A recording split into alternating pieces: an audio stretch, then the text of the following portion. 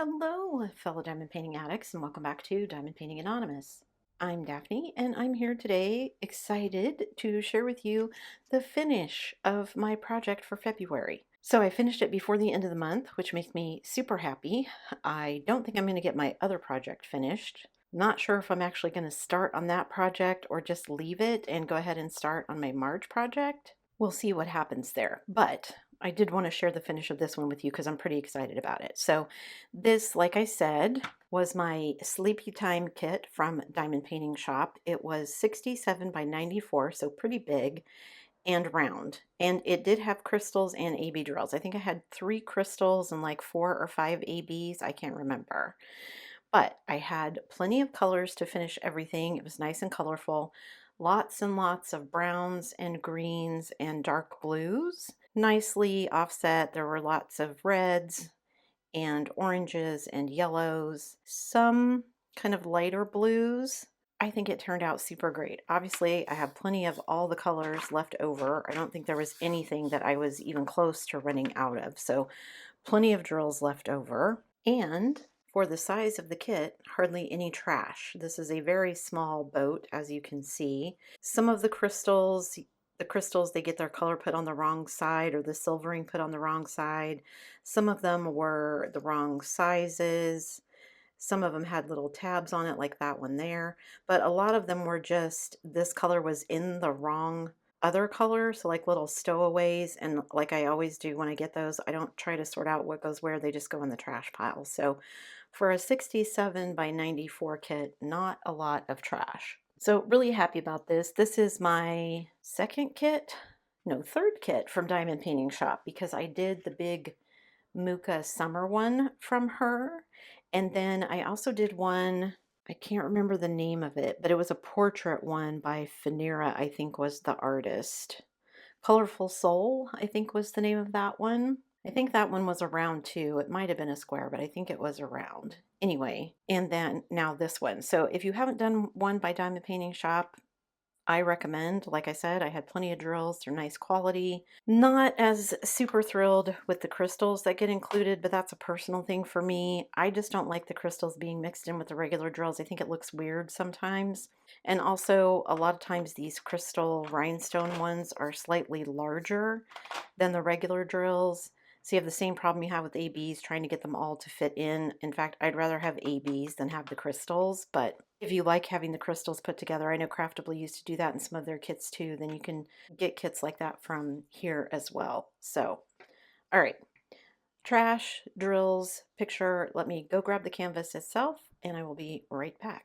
So obviously this is too big to get everything on film, but you can see at least part of it here. This is the main middle portion of it, the very large tree house. So you've got all these little gables here and this tower up at the center, all the windows, there's another roof down here. And then you have all of these trees and branches and leaves kind of circling in from all directions. And then it has all these little sleeping animals at the bottom. I don't know if the squirrel up here, if the squirrel is supposed to be sleeping or not. There's a bird, it could be sleeping. The owl is definitely awake though. So you can see right here where the moon is, this is some of the crystals. So the whole moon here is crystals, the little eggs. There's 2 different blue crystals in it. You can see some in the owl here. And then we have various ABs. A lot of the leaves have the green ABs. There's some red ABs all over the roof here, and then in various places in the flowers and everything else. I will, of course, have taken B-roll so that you guys can see all of this kind of up close. It was hard even to get the B-roll just because it's such a large canvas. But that way you guys can see what I'm talking about as I'm talking about it. I will say this is very confetti heavy, much more confetti than I had realized. So you have all of these lines for the wood and everything of the tree house, and then you have trees on both sides going up both sides of the canvas. So lots of confetti, plus all the leaves and the branches and everything. Once I got up into the sky, some of the darker, like the night sky back here, there was quite a bit of multi-placing, so the top wasn't too bad. But down at the bottom where all the grass and most of the flowers and everything were, lots and lots of confetti. So you can see, I hope, as we go through, There are some crystals on the cat, on the dog for like highlight places, same on the owl, the moon, the bird's feathers, the squirrel's eye, the fox's whiskers. And then we've got green ABs kind of all over the place. We've got red ABs all over the place. There's some pink ABs in the flowers and some of the jewels.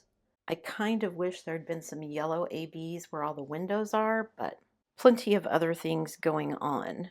I am glad I started at the bottom because the bottom was much more confetti heavy than the top, like I said.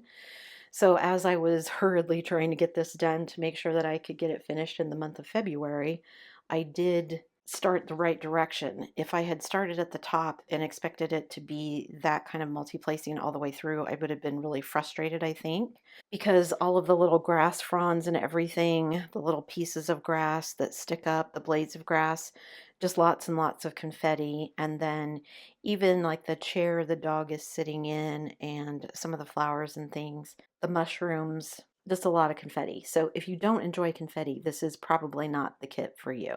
But I had a lot of fun doing it. Even though I was kind of rushing at the end trying to get it finished, I still enjoyed it. And I'm still looking through, my husband and I went through it like 3 different times to make sure that I didn't forget anything, that I didn't miss any drills.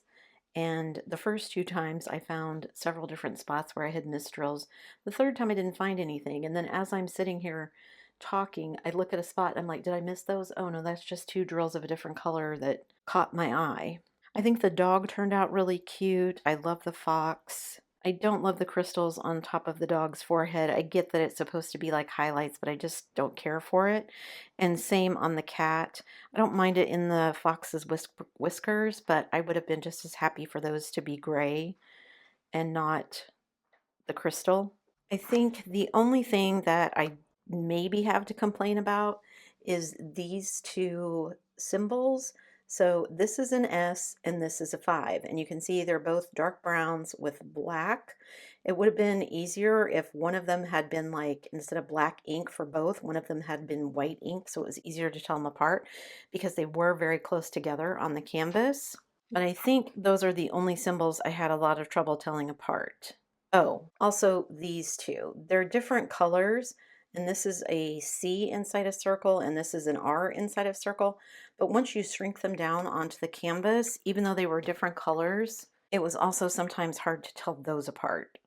So I'm sure that I made some mistakes in here and my drill work isn't perfectly straight, but that's the nice thing about diamond paintings.